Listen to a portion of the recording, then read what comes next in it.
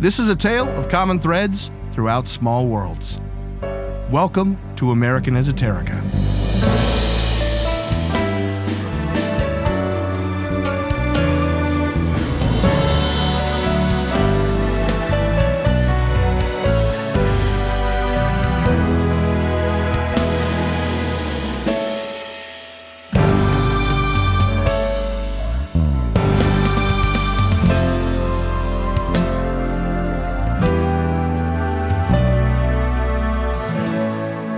If history class gives you the American History Podcast, this is the excessive mention of the Lincolns, the essential stuff in between, the personalities, events, and other ephemera that shape our history and culture.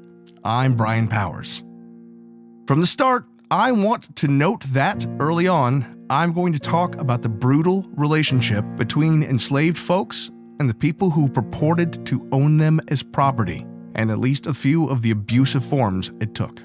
Elizabeth Hobbs Keckley was born into slavery around 1818, the product of a union forced on her mother, Agnes Hobbs, by her enslaver, a particularly cruel man named Colonel Amistad Burwell.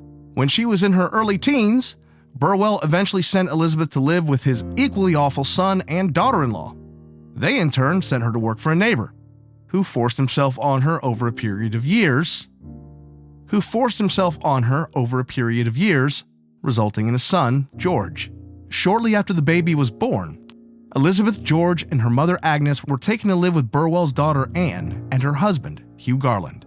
The Garlands moved the household to St. Louis, but didn't have much money, so they considered hiring Agnes out to make them some. Terrified that her mother would be unable to handle that kind of work, Elizabeth begged them to let her come up with a way to make up the extra income. Agnes had been a seamstress for the Burwells, and she had taught Elizabeth well. Elizabeth took her skills to the public, designing fashionable, well-made dresses for the wealthy. Her reputation spread, and soon she was in demand throughout St. Louis high society. She couldn't keep her earnings, though, turning them over to the Garlands, but she managed to support the entire 18-person household of her enslaver. It was exhausting and unfair work, and Elizabeth was nearing a breaking point. She outright asked her enslavers how much it would cost to buy her freedom. At first, they refused to answer and forbade her from raising the subject.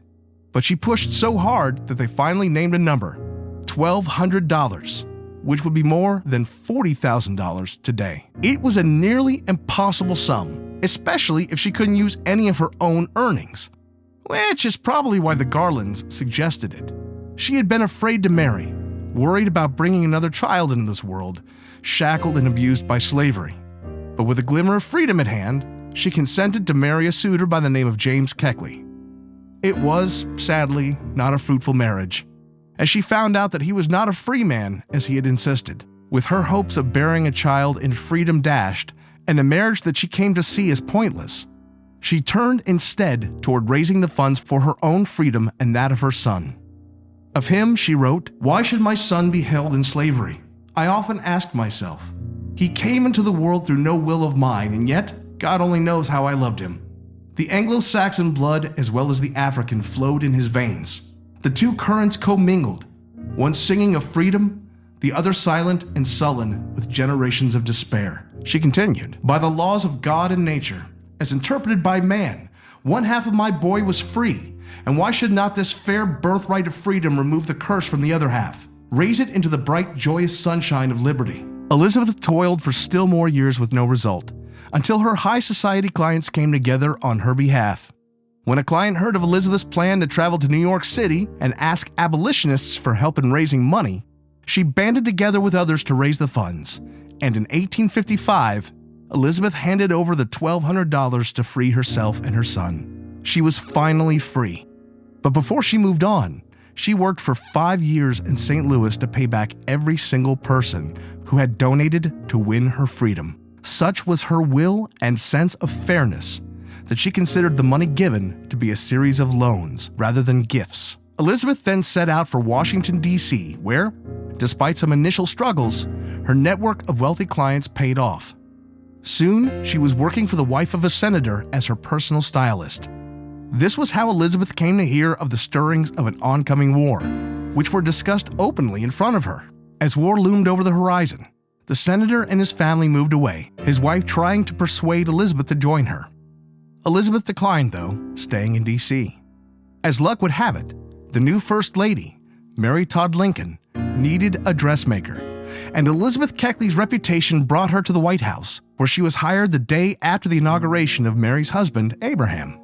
It would be the beginning of a strong and close friendship between the two women. The heartbreaking tragedies that drew them together were the twin losses of a child the same year. Elizabeth had enrolled George in Wilberforce College in Ohio when she left St. Louis, but he had joined up with the Union Army and died in his first battle in Missouri.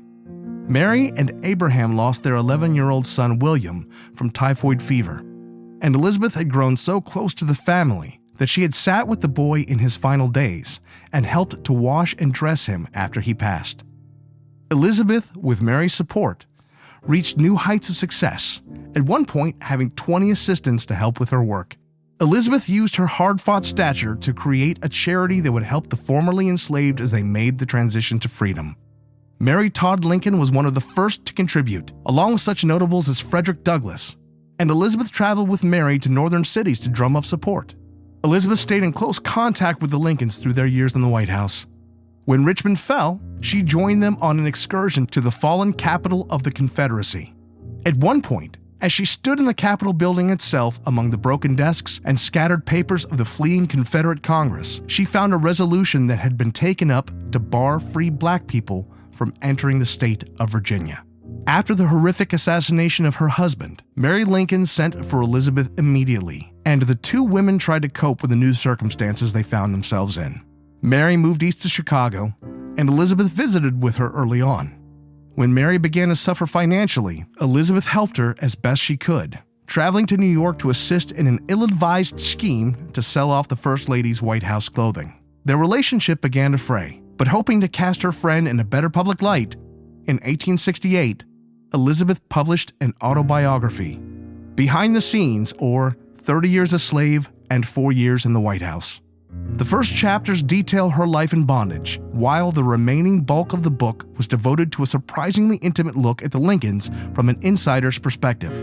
The book set off a firestorm of criticism, mostly along the lines of anger at a free black woman giving the details of the lives of those in white society.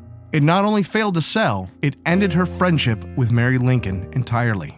It also unfairly damaged Elizabeth's reputation, and her dressmaking slowly dwindled. For a time, she became the head of Wilberforce University's Department of Sewing and Domestic Science Arts in Ohio. She died in 1907 at age 89 in Washington, D.C. Elizabeth Keckley was born into slavery, but found herself a free woman whose prowess had brought her into the most powerful households in the nation. Yes, households. When the Civil War broke out, before her fateful introduction to Mary Todd Lincoln, Elizabeth had a choice to make: stay in D.C. and the North, or leave with her current patron, Varina Davis, wife of then U.S. Senator Jefferson Davis.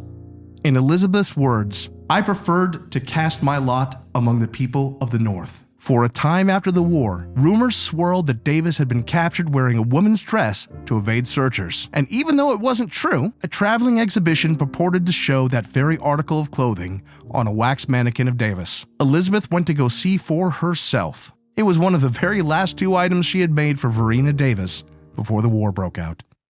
This has been American Esoterica. All sounds were made by me, Brian Powers. Did I get it wrong? Did I get it right? Just want to speculate how many episodes in a row I can go without mentioning Lincoln? Drop me a note.